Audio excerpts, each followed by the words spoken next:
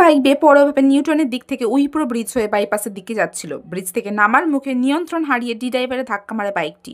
সেই সময় বাইকে দুজন ছিল, একজন ছিটকে যায় আর একজন গুরুতর আহত অবস্থায় উদ্ধার করে বিধাননগর মহকুমা হাসপাতালে নিয়ে যায়।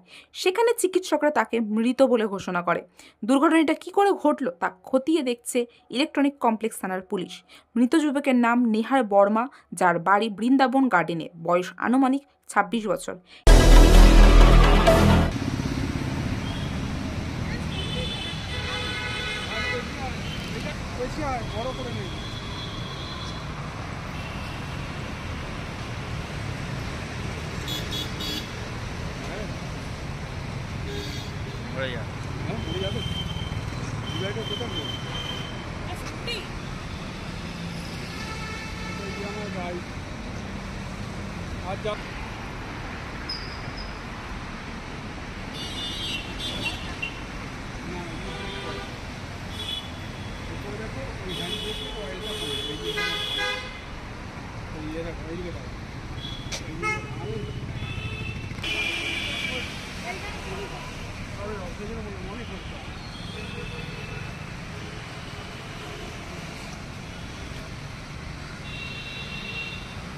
ক্যামেরায় জয়ের সাথে আমি রিঙ্কি, নিউজ কলকাতা 24।